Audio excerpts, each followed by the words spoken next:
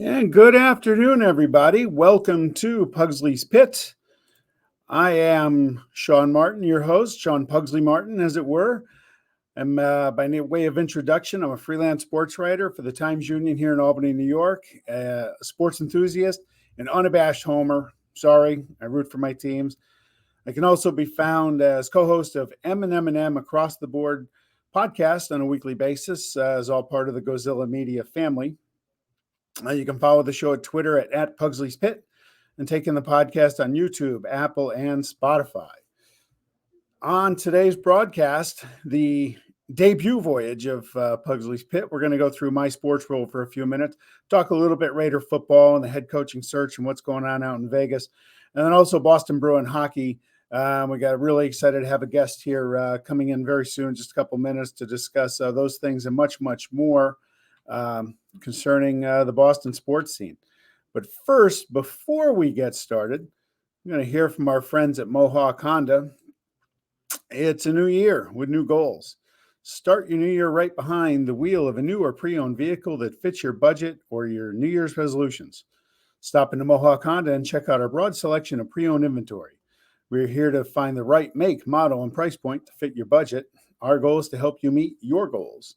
Let Luis, the VIP man Morales, Jake Hot Sauce Doyle, Cars with Kern Svoboda, or Mark from Clifton Park Ellis Jr. connect you with a perfect deal. Right now is the perfect time to get top dollar for your trade-in with the Kelly Blue Book Instant Cash Offer. Same day check in your hand the day you trade in your vehicle. Just ask Brian, buy with BMAC McKenna, Mike Benice, Nicole Ozer, or Cam, let's do a deal McKenna. Again, all of our sales and leasing consultants will make your New Year's automotive goals their top priority. So start the new year right with the right deal at Mohawk Honda in Glenville, where they always go out of their way to please you. So welcome back. Thank you at Mohawk Honda, and especially Hot Sauce Doyle. I want to get him on this podcast and the other one for a while. We're going to start today in Vegas. My Raiders. It was a difficult weekend to not have football. I missed it. It was a great weekend. We'll get to that a little bit later. But I want to touch on the Raider coaching situation first. Right now, Rich Bisaccia has the job. He was the interim coach. You read the graphic. First interim head coach to lead his team to the playoffs in the Super Bowl era. My vote would be that Bisaccia gets another year. I don't think that's going to happen. I think when Mark Davis fired Mike Mayock as his GM, that pretty much sealed the deal for Bisaccia. Jim Harbaugh, all the smoke around his name. It's hard to argue with that. The dude's a winner. He had Frisco an NFC title game each year, but went to the Super Bowl, had a great game against his brother with the Ravens before losing. Finally found success at Michigan. It might be time for him to return to the NFL. If it's not Bisaccia and it is Harbaugh, okay, I'm fine with that. The one guy I don't want it to be, his name came up this week in conversation, was Josh McDaniels. A couple reasons. Number one, he did not have a good first run in Denver in 09 and 10. The dude drafted Tim Tebow in the first round. That's a killer for me. He wants total control over the football operation, which I'm not a fan of. John Gruden had that, and that didn't really work out so well in his 3+ years back with the Raiders. So Harbaugh or Bisaccia, I'm fine with. No to McDaniels. I think Mark Davis made a mistake last week in firing Mike Mayock, but okay, new GM, you got a new coach coming in. You might want to start over there. For the Raiders, you got to tweak it. We had 19 years of pain and suffering as a Raider fan. I don't want to rebuild. You want to tweak it. You made the playoffs, for crying out loud. You went 10-7 in a year that your head coach resigned, fired in early October, and then your most explosive offensive player gets drunk and stupid and drives a car and kills this poor young lady and her dog. And he's going to pay the consequences for that. But through all that, Bisaccia held that team together. They won 4 in a row to make the playoffs. I think he deserves another shot. But again, if it's Harbaugh, and I'm fine with that. Just want to get that out of the way. Now, the highlight today, the main event, the Boston Bruins. Bruins are playing good hockey since the turn of the calendar. They split up the perfection line, something I never thought they would do, but it's been a great move. Bergeron and Marchand and Pasta, fantastic trio. Sometimes try to be a little too cute, I think, with the puck. Passed up some easy opportunities, too unselfish. But since Pasternak's played with Taylor Hall, those guys have been lighting it up. Pasternak has 11 goals since January 1st. That's actually 3 more than anybody else on the Montreal Canadiens the entire season, which is kind of funny since I hate Montreal so much. And Tuukka's back. He's had a tough run. I can't wait to talk to our guest about Tuukka and everything going on with him. He had a real bad go last week against Carolina, but the guy's coming in. He missed half the year. He's coming off of labrum surgery with no AHL time due to COVID cancellations and whatnot. So it's a little bit tough for him to expect him to come in. The good news is Linus Ullmark's played very well since coming over from Buffalo. He's got the net tonight against Anaheim. So let's give it time. Jeremy Swayman's down in Providence. He'll be back. He's the future of the franchise. So things look pretty good for the Bruins there. The one problem I have with the Bruins, there's no physical toughness on the team.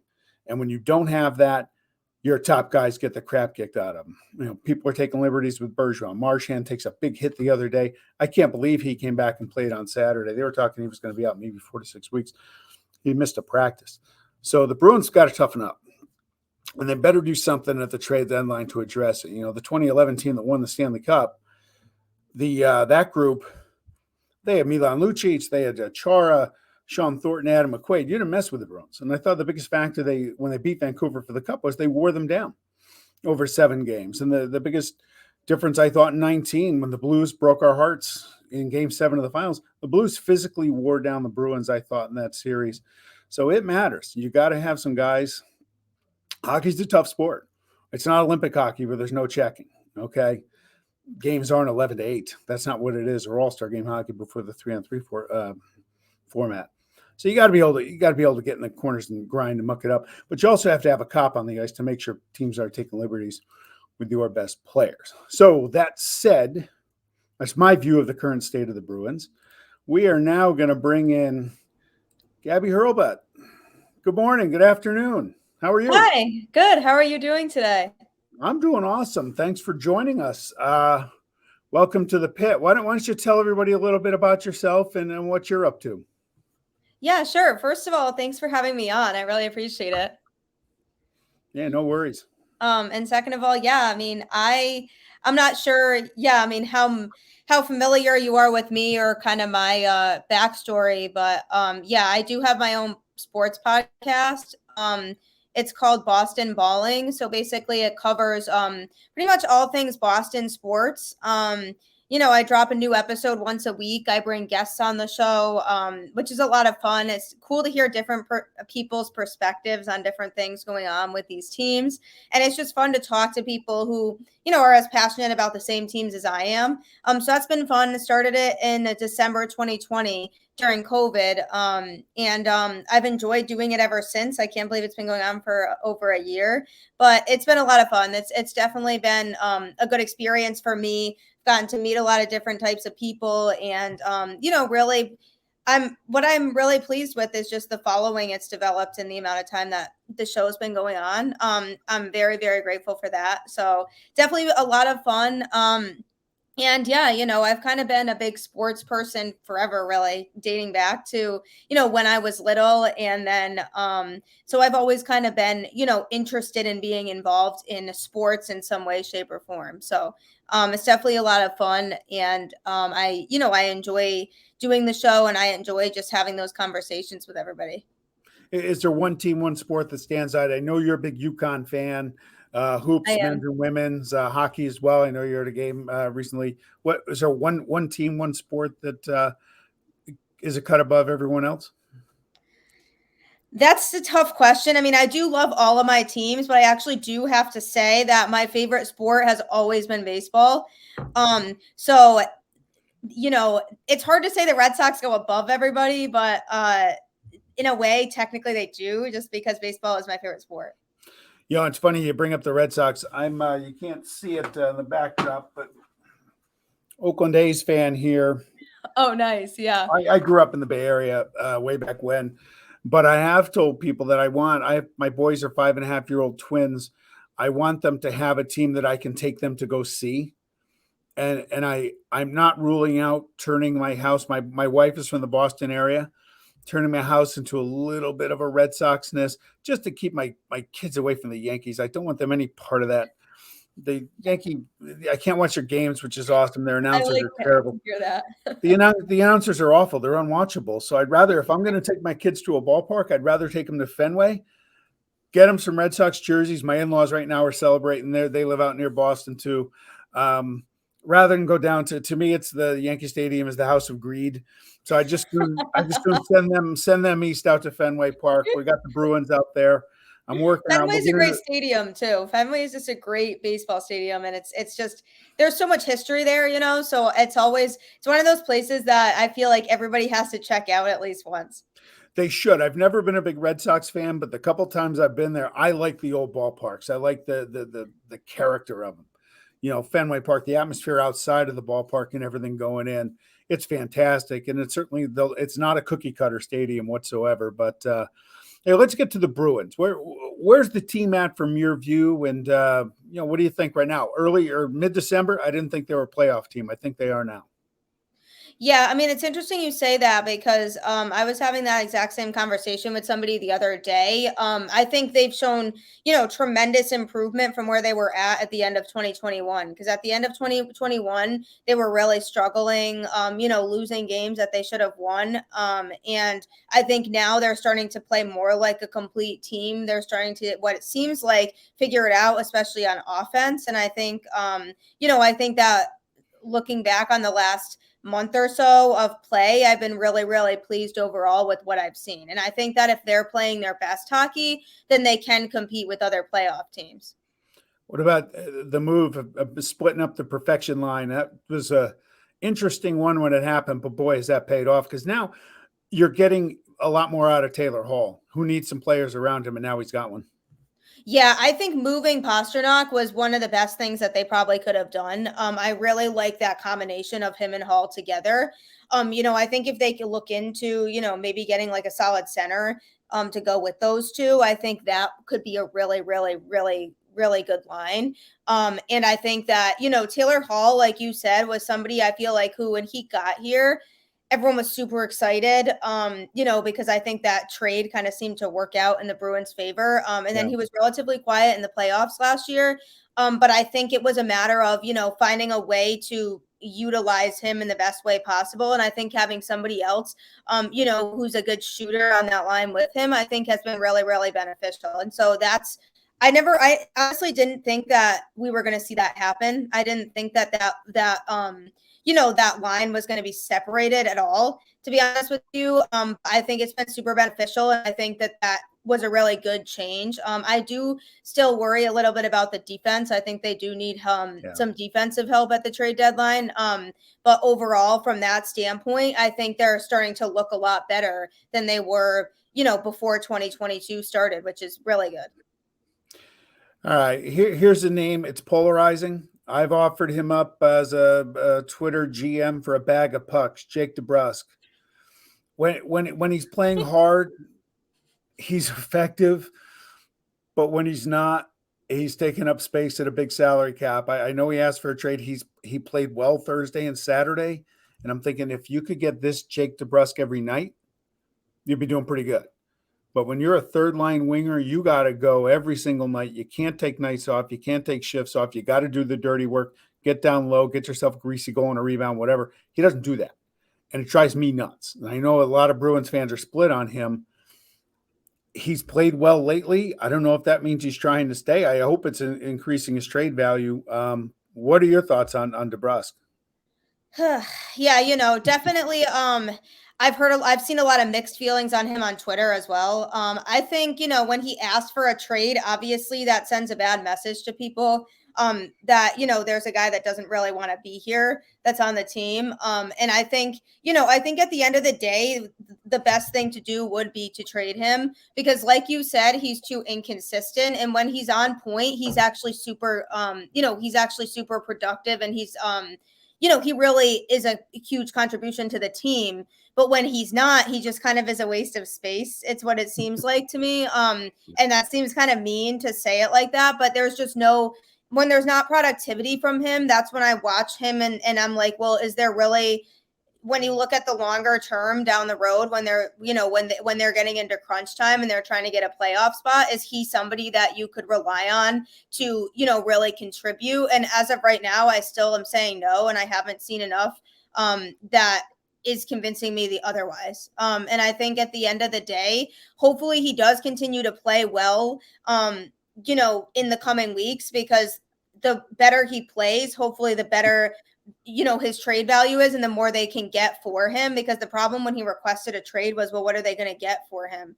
Yeah. And I think if he continues to play well, I think they can hopefully try to get more from him. But at the end of the day, I do think that I don't trust him enough to be somebody who can contribute, when it comes down to the important games and in crunch time. I just haven't seen enough from him that indicates that I could trust him down the road. And that's why, to me, I do feel like at the end of the day, trying to move him is what's best. It's just a matter of what the return would be.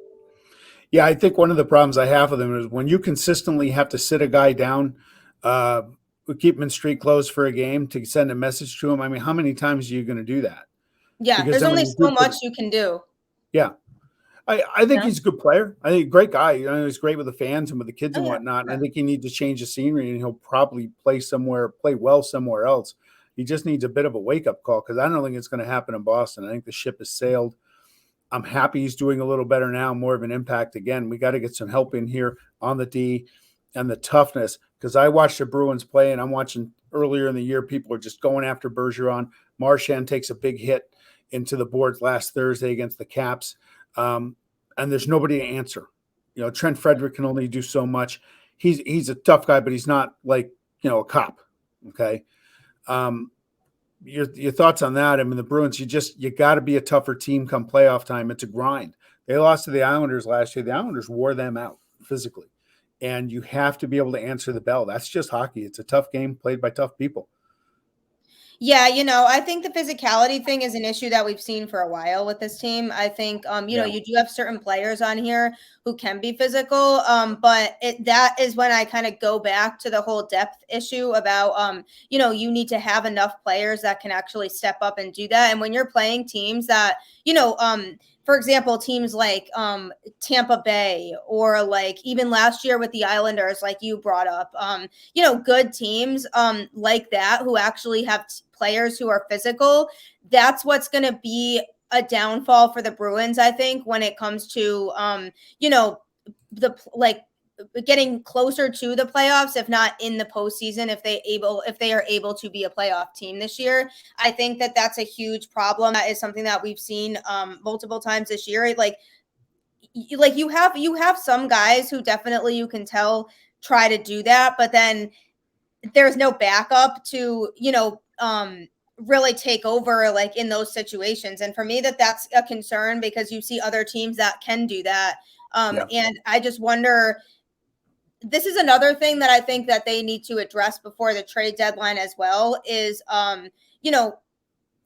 they definitely need, there's definitely still some holes. Like, I think, not only just on the defense, like I said, but I think you can just tell that, like, when you watch the Bruins play, hockey's a very, fast-paced, like, physical game, and you need a lot of players that can just step up in any given situation. And you see kind of a lack of, it's not really effort. I don't think it's more a lack of just not being able to keep up with the physicality of other teams. And I think that's an issue with the team overall. I don't think it's, certain players. I think it's more an overall issue with the team. And I just don't know how you can actually address that right now. But I think I do agree with you in the sense that it's noticeable when you watch other teams versus when you watch them. And I think they can't get away with that because they won't be able to make a deep run that way, because they're going to face other teams that are a lot more physical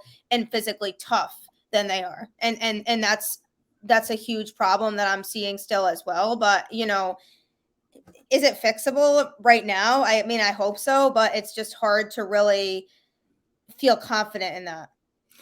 The thing I always marvel with different sports teams is there's a portion of any fan base for any team, any sport. The Raiders have it with people who absolutely hate Derek Carr. there's a certain fan base that expects your team to win every game 5-0, the goalie to make every Oh yeah. save and Just never have any mistakes and win every single game. Tuukka Rask is a polarizing guy around Boston, and I'm having trouble figuring it out. He's a franchise leader, career in a lot of different areas. He got them to the Cup final in 13, was awesome in 19. They didn't win. I love Tuukka Rask. I'm happy he's back. I can't stand it. People just can't stand Tuukka. Is he just the guy for this fan base? And I'm sure, again, every sport and every team has that player that people get after. It seems to be him, and I think it's unfounded. I think he's taken a lot of heat overall. I think in general, even in the playoffs, people were taking a lot, giving him a lot of heat for his performances in the postseason. And I think that's one of the biggest issues people have with him is they think that he doesn't perform when he has to. But it's hard to just say that everything's all on Tuukka that went wrong in the postseason. From that standpoint, I think that his defense is also an issue, and I think that still is an issue now. And I think, obviously he didn't look great when he came back. But again, people have to keep in mind that it was his first game back after missing, a lot of games. And so you have to expect that the guy's going to be a little bit rusty and he's not going to be perfect his first game back. I'm not on the Tuukka hate train. I think he's a good leader to have here. I think he's somebody who obviously, he's been on this team. He's been around this team. And and obviously he has the playoff exposure.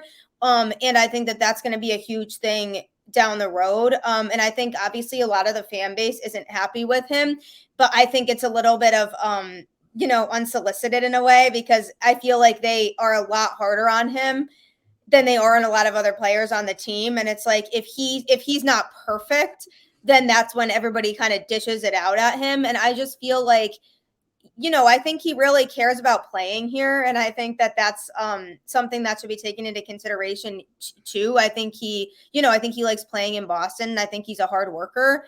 And obviously, like I said before, with the experience thing that he has, I think that's all valuable things that he can bring to this team and something that really can benefit them right now. And do I like what I've seen from the other goaltenders this year? Yeah, I have. But I think having somebody like him who really knows the system and has been here for a while, I think is somebody who is beneficial to have. And I think some of the people who just really, really can't stand the guy kind of look back to the postseason and, say, Tuukka wasn't clutch when he needed to be in the postseason. And, arguably, I guess you can sort of say that, but at the same time, you can't really pinpoint that all on him. No, you have defensive lapses. I think Tuukka's biggest crime was he hasn't delivered a Stanley Cup championship. But memo to Bruins fans, they've won it once in 50 years. So maybe his biggest downfall was following Tim Thomas, who's a hero. Yeah, and that's the other thing too is he hasn't brought us a Stanley Cup championship, which we get, but I can't blame that all on him. I really can't. There were so many other issues with those teams. And, at the end of the day, they ended up facing teams that were better than them in the postseason. And I think that's another thing that people need to realize too is last year, even if they had beaten the Islanders last year, there's no way they would have beaten Tampa. Tampa was just too good of a team. And, you can't just pinpoint all of that on somebody like him. But I do think that having him back is going to end up being a good thing. I think it's good that he got that game under his belt where he did not have a great game. Because I think it's only going to, help him to kind of get back into the swing of things and play up to, his potential and what we've seen. But I do think I'm on the standpoint of I'm happy he's back. I know a lot of people aren't, but it's, I feel bad for the guy because he definitely on social media has taken a lot of heat from people. He does. I usually mute and block him just so I don't have to listen to that stuff.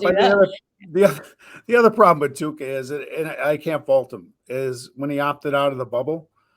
I know that really upset a lot of people. And when it first happened, I was like, oh, crap, here we go. But you know what? The guy has a family and his daughter had an issue.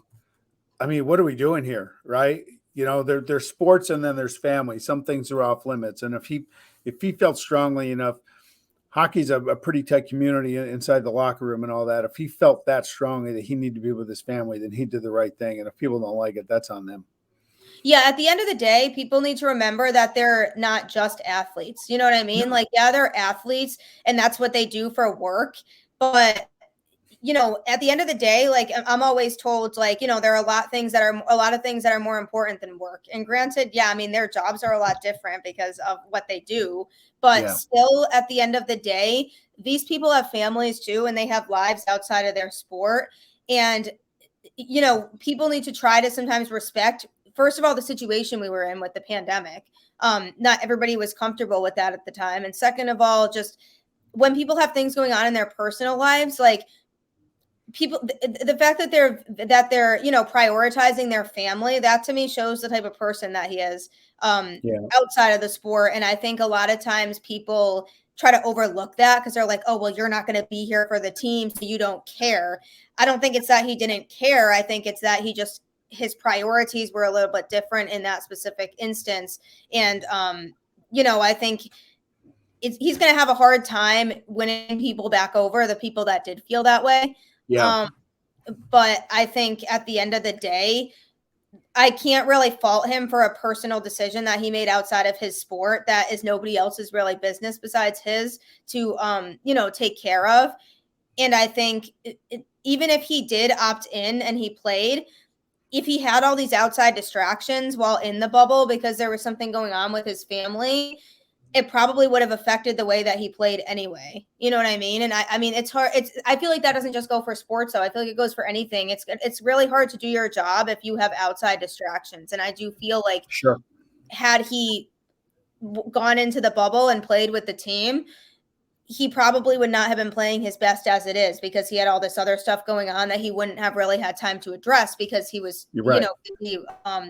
in the bubble. So that's another one that some people have a huge issue with. But I think, that kind of reflects back on just the type of person he is and what his values are. And I don't think anybody should be, knocking him for that.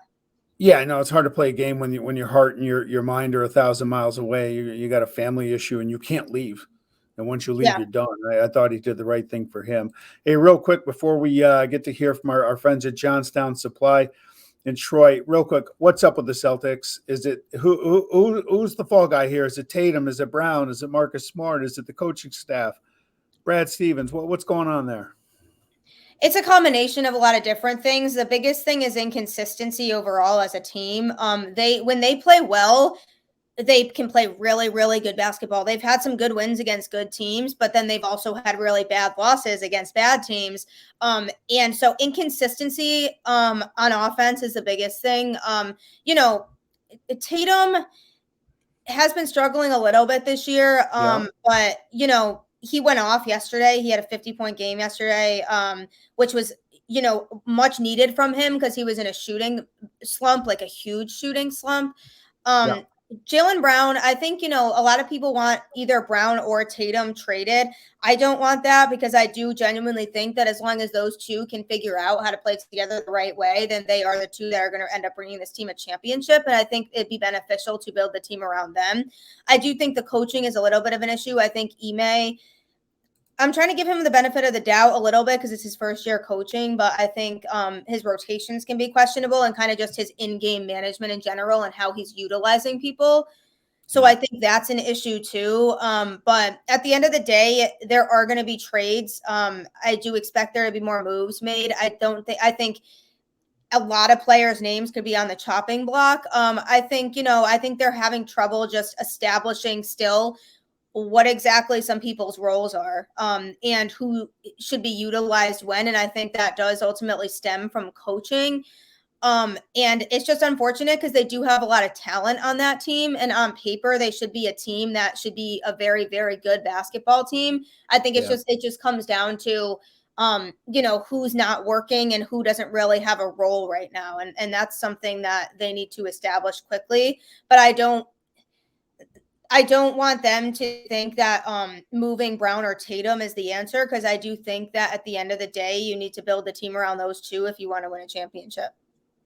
All right. Hey, Lasso, who you got on Sunday? Who's going to the Super Bowl? So this one, yeah, I think, that was a crazy weekend that we had. I think it was probably one of the best weekends of football we've ever seen.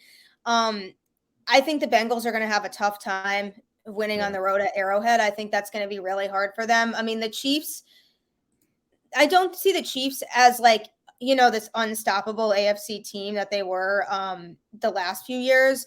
I think that, I think that they're obviously a good team and they figured it out when they needed to, because at the beginning of the season, it didn't seem like they really were, that great of a team. I think the Bengals have a lot going for them, but at the end of the day, I still think at some point the fact that they're a young team is going to come out, and they still made a lot of mistakes against the Titans, and they happened to pull it off because Ryan Tannehill didn't look fantastic all game either. And I think that they've been able to make enough mistakes where they were still able to get away with it, but those types of mistakes I don't think can happen at a place like Arrowhead, because that stadium, as we know with that crowd, like even the Bills got a little bit rattled a couple points during the game. And I think that could really, really rattle the Bengals with that crowd there. And I think, the Chiefs have the experience, and I think that that's going to come out more. They've won the Super Bowl, so they know what all of this is like. So I'm going to pick the Chiefs. I'm rooting for the Bengals. I want to see them win that game. I think that'd be a cool story to see them go to the Super Bowl. I know a lot of people are feeling the same way. I just think it's going to be tough for them on the road at a place like that with a team that's used to being here. Yeah. I think that's going to hurt them. And I think that those mistakes that they made against the Titans, they're not going to be able to get away with that again. So I do think the Chiefs win that game. And then the NFC is going to be interesting. I think that's going to be another tough matchup. I mean, we've seen these two teams play against each other quite a bit, like they play against each other all the time. I think at the end of the day, the Rams have struggled against the Niners. They have. But, a lot. But I think this is the time when Matthew Stafford and the Rams finally get it done against them. It's really, really hard it would be really hard for the Niners to beat them again, I think. I think that's going to be a really close game for sure. I think it's going to be a competitive game, just like all the ones we saw this weekend. But I think that ultimately this is the time when the Rams finally get it done against them. I think you're right. I agree. All right, Gabby, listen, I really enjoyed having you on the show. Thanks a bunch. Thank you. Yeah, thank you for having me. This was a lot of fun. I hope to be able to come on again. I'd welcome the chance to have you back. Enjoy the rest of your day. Thank you. You as well. All right. Bye now. Bye. All right. Thank you to Gabby Hurlbut and Boston Balling Podcast. It's a good watch, and take a look at it. She does a great job. Very, very knowledgeable about her teams, and a good presence. So I thank her again for coming on to the show. Hey, let's go around the world a little bit. We're going to go right to the NFL. Oh, before we go to the NFL, let's go to our friends at Johnstone Supply in Troy. They're ready to help you as the frigid winter weather sets in this month. It's been cold. Now it's more important to ever make sure your furnace or boiler is ready to handle the extra workload on the way this winter. Plus, what happens if your unit breaks down? Make sure you tell your family, friends, and more. The place to call is Johnstown Supply in Troy, 518-272-5922. The crew at Johnstone Supply will give you the advice you need to get out of the dilemma and figure out the best solution for you. If you already know you must make a change this winter, Johnstown Supply in Troy has new high-efficient Goodman furnace and Naveen boilers. So stop in at 6th Avenue to learn more. Call Johnstone Supply, 518-272-5922, and do us a favor. Hit 2 on the counter for the counter, guys, and tell Tom, Kevin, James, or Rob that you heard it here on Pugsley's Pit from the Gozilla Media family. Back to the NFL. Crazy weekend. Best divisional weekend ever? Yeah, every game ended on the last play of the game. Never seen that before. A couple of observations. If I'm an NFL owner and I have Leslie Frazier or Todd Bowles on my interview list coming up for my head coaching position, I'm canceling those.